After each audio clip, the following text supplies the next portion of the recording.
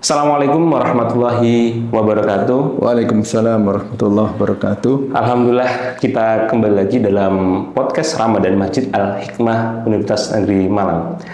Nah, Ramadan adalah bulan penyucian jiwa. Nah, salah satu konsep yang penting sekali dalam penyucian hati adalah mengenai zuhud. Nah, hari ini kita akan membahas mengenai meraih kebahagiaan melalui zuhud. Nah, telah hadir bersama kita Al-Ustadz Dr. Andes Haji Muhammad Husairi MPD. Bagaimana kabarnya, Ustadz? Alhamdulillah baik. Assalamualaikum warahmatullahi wabarakatuh. Waalaikumsalam warahmatullahi wabarakatuh. Nah, beliau nanti yang akan mungkin sharing mengenai materi kita, ya. Jadi ini nanti akan dibagi menjadi 4 sesi seperti itu, Ustaz. Nah, iya. Dan ini menjadi materi yang penting sekali. Nah, mungkin kita awali saja seperti itu. Nah, berkaitan dengan memahami konsep zuhud. Nah, menurut Ustaz sendiri, seringkali zuhud dipahami sebagai pola meninggalkan dunia. Apakah itu sebuah pemahaman yang tepat? Kalau secara bahasa memang sering disebut seperti itu, bahwa zuhud itu meninggalkan dunia, meninggalkan harta dunia, meninggalkan kesenangan dunia, meninggalkan kebahagiaan dunia dan sebagainya. Ya, sebetulnya kalau diartikan seperti itu belum sempurna saya rasa, ya, meninggalkan dunia untuk menggapai akhirat. Betul. Jadi kalau disuruh memilih antara dunia dan akhirat, ini pilih akhiratnya gitu. Jadi dunia ini nggak bisa kita tinggalkan. Kita ada di dunia kok. Kita ini ada di dunia, dan Allah telah memerintahkan pada kita di dalam surat Al-Qasas ayat 77 itu kan disebutkan, ya. A'udzubillahi minasyaitonirrajim wabtahi fima atakallahu daral akhirata walatansa nasibaka minad dunya. Carilah apa yang Allah berikan kepada Anda, dari kehidupan akhirat, atau untuk menggapai kehidupan akhirat atau kebahagiaan akhirat. Tapi walatansa nasibaka minad dunya. Tapi jangan melupakan bagianmu dari urusan duniamu, ya. Urusan dunia itu kan banyak, ya. Dan urusan dunia itu kalau diniati untuk akhirat jadi ibadah, ya. Jadi baik juga, ya. Jadi kita nggak boleh meninggalkan kesenangan duniawi sama sekali, nggak boleh. Makan kan nggak bisa ditinggal, itu termasuk bagian dari kesenangan duniawi. Menikah juga nggak boleh ditinggalkan, itu malah sunnah itu. Kadang-kadang menikah itu malah wajib loh itu. Nikah itu kadang malah wajib itu bagi orang yang sudah tidak mampu mengendalikan nafsu birahinya dan dia punya bekal yang cukup untuk menghidupi keluarga, istri dan anak, maka wajib baginya untuk menikah agar terhindar dari perzinahan, begitu. Jadi dunia nggak bisa ditinggalkan sama sekali. Justru dunia harus kita gunakan semaksimal mungkin untuk menggapai kebahagiaan di akhirat. Betul. Nah, itu kuncinya di sana. Nah, cuman kan banyak sekali orang salah artikan seperti itu. Nah, mengapa konsep zuhud ini sering disalah artikan atau disalahpahami oleh masyarakat, mungkin oleh sivitas akademika atau mahasiswa seperti itu, Ustaz? Ya, bisa jadi itu karena wawasan yang belum sempurna, ya. Jadi ibarat belajarnya itu belum nyampe kepada kalau kalimat belum nyampe titik. Atau pemahaman yang diberikan oleh seseorang itu masih tataran yang paling rendah, begitu. Itu bagaimanapun juga akan membuat orang salah persepsi, kemudian juga orang akan salah jalan dan sebagainya, kan itu. Jadi harus diletakkan pemahaman zuhud itu pada konsep yang seharusnya. Jadi ya itu tadi, kita nggak mungkin lah meninggalkan dunia atau membenci dunia. Ada istilah yang begitu. Jadi zuhud itu benci dunia, begitu. Lebih ekstrim lagi itu. Ekstrim ya. Iya. Sudah tidak mau seperti itu ya. Fokus ke akhirat seperti itu, nggih. Iya.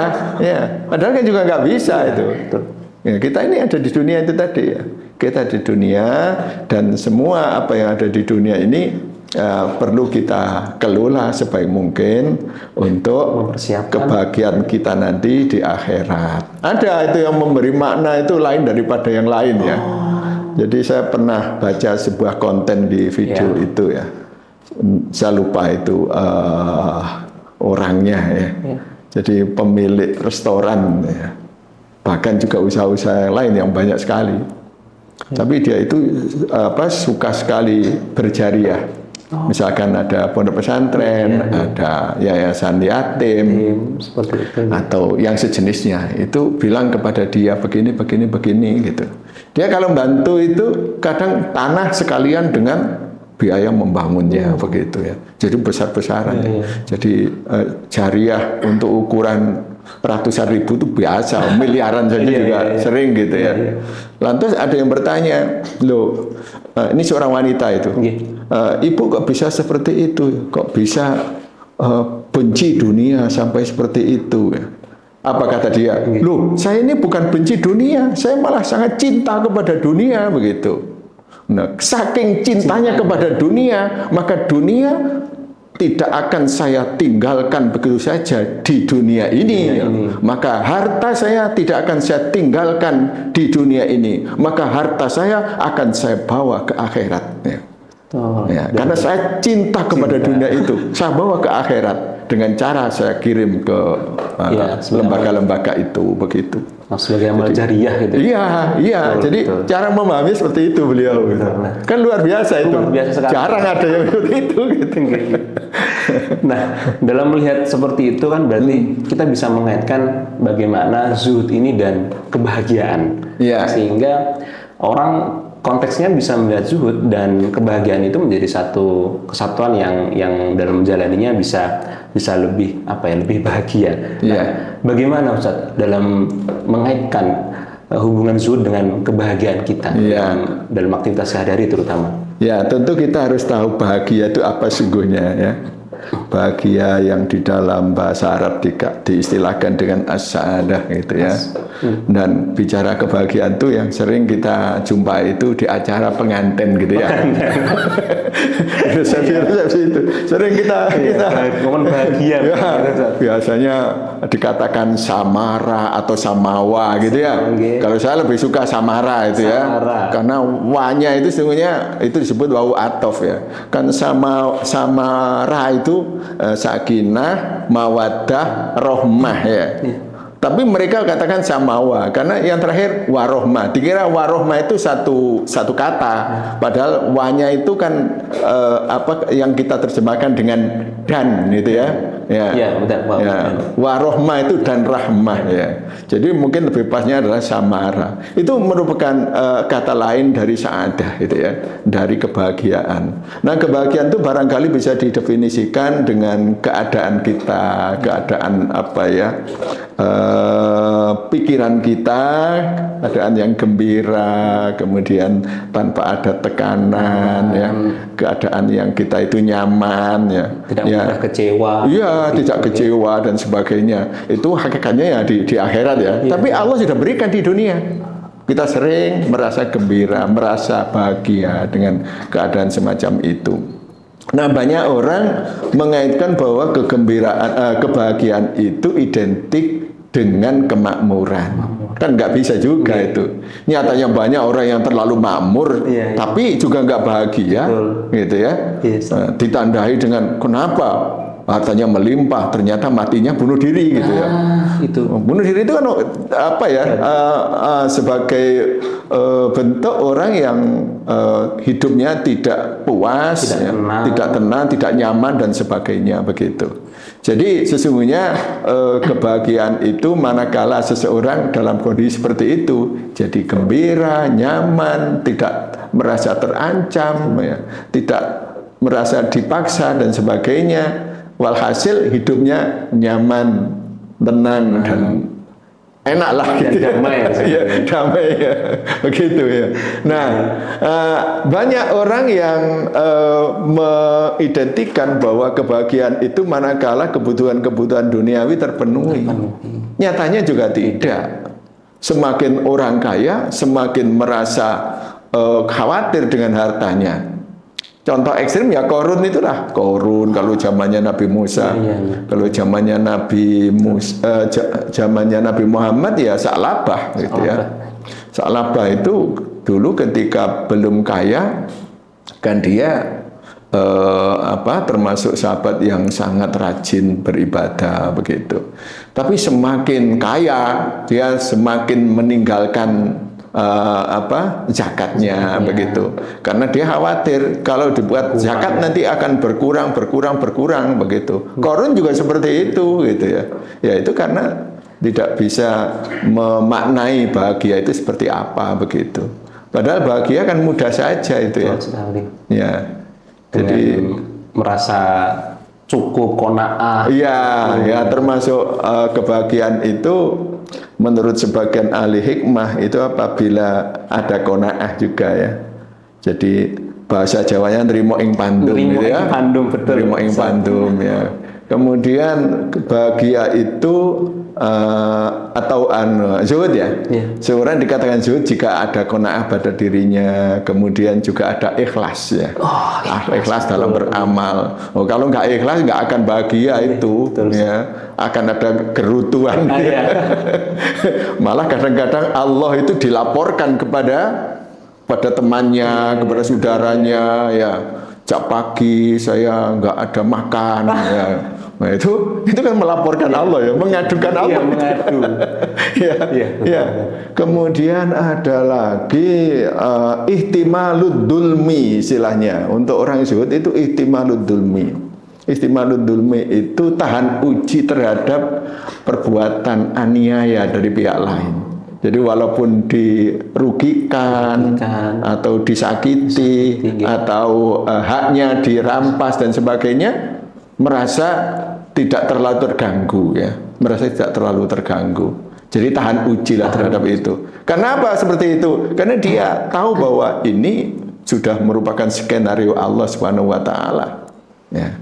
Jadi orang yang zuhud antaranya seperti itu begitu. Ya, itu adalah salah satu tips gitu ya. Bagaimana kita bisa mengaitkan zuhud dengan kebahagiaan.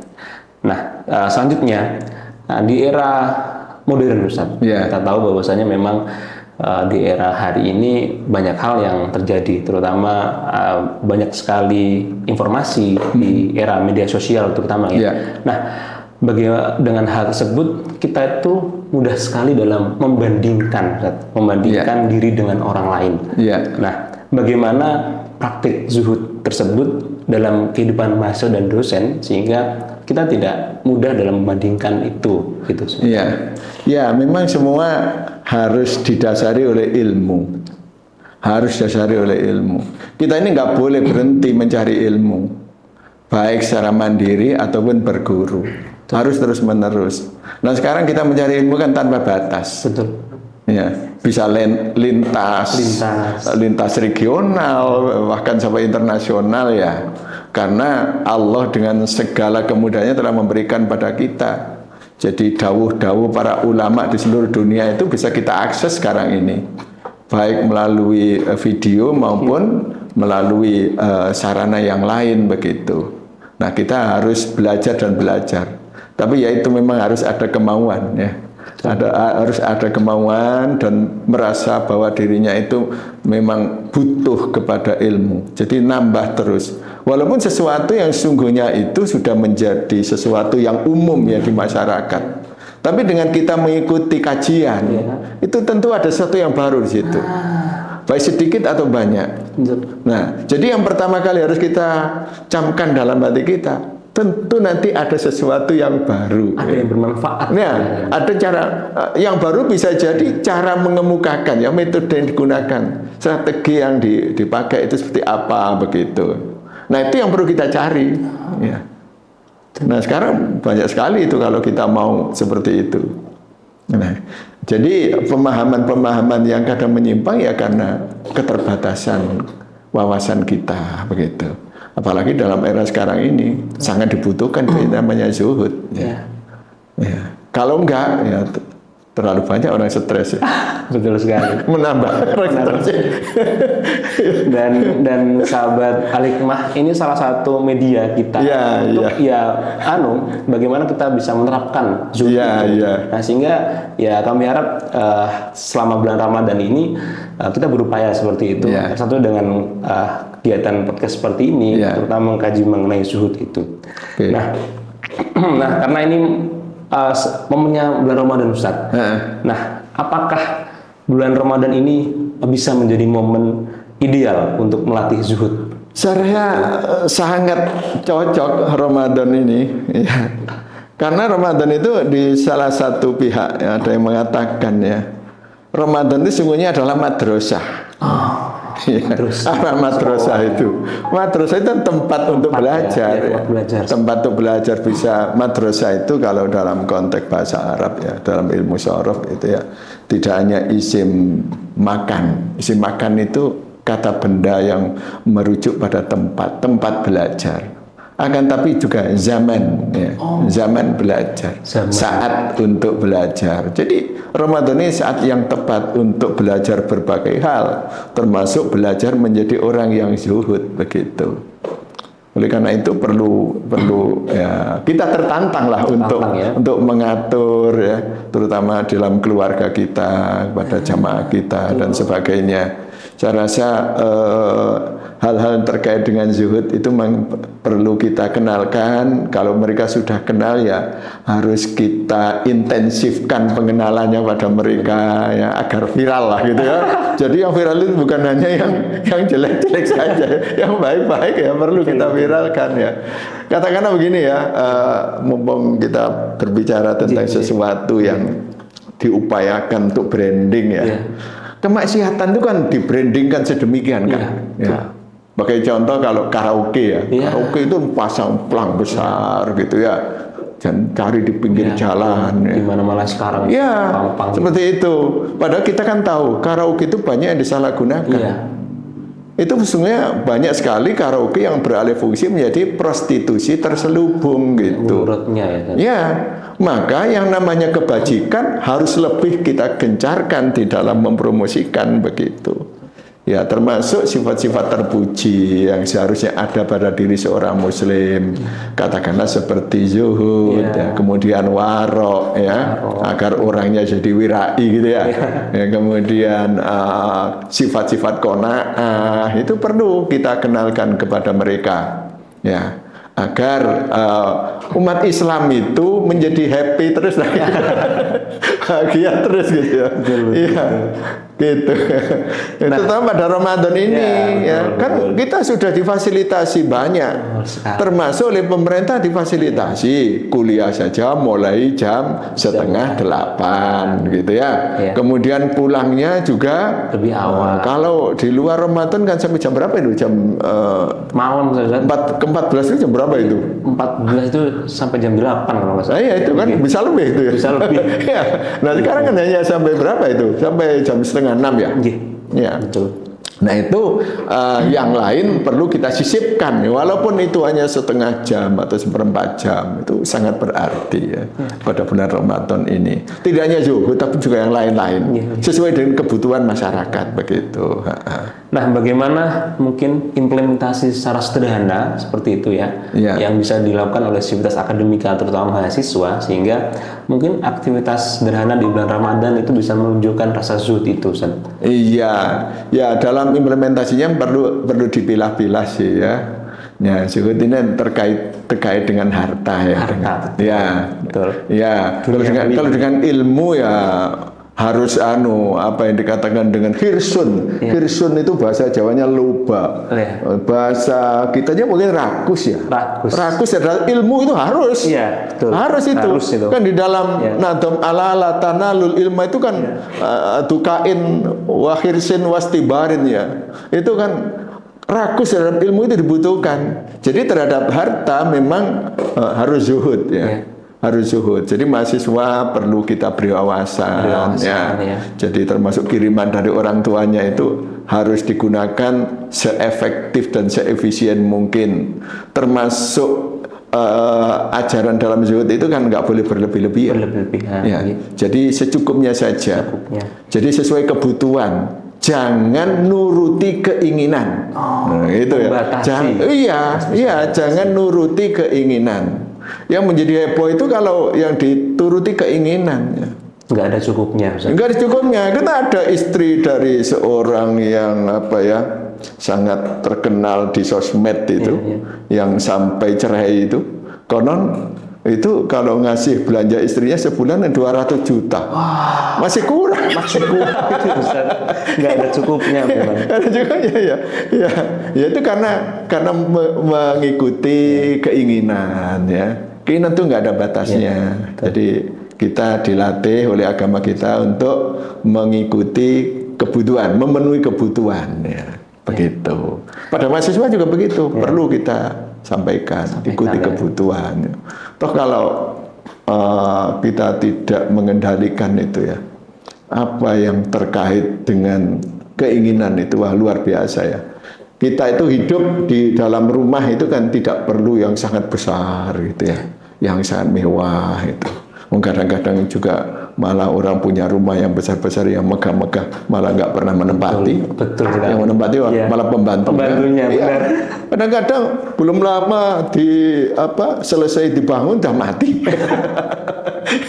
Tapi juga perlu untuk orang-orang tertentu, tokoh masyarakat yang kadang perlu mengumpulkan masyarakatnya di rumahnya ya. Saya salut dengan sebagian ulama ya, sebagian kiai yang membuat rumah besar, kemudian jamaahnya diajak ngaji bareng di situ, malah kadang-kadang dikasih sarapan bareng, luar biasa itu. Jadi rumah besar itu belum tentu dia tidak zuhud, enggak. Lihat-lihat keperuntukannya gitu ya. Termasuk tukang becak, apakah dia zuhud? Belum tentu, bisa jadi dia rakus. Tapi karena memang tidak ada yang digunakan untuk hidup mewah ya seperti itu ya.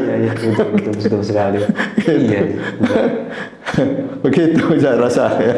Ya, terima kasih Ustaz. Nah, sahabat Al-Hikmah, kita sudah mendapatkan banyak sekali informasi dari Ustadz yang tadi disampaikan mengenai zuhud. Nah, untuk penutup sesi akhir ini, mungkin ada satu closing statement seperti itu Ustadz yang bisa disampaikan, bagaimana kita melihat inti daripada kebahagiaan ini dalam konsep zuhud itu.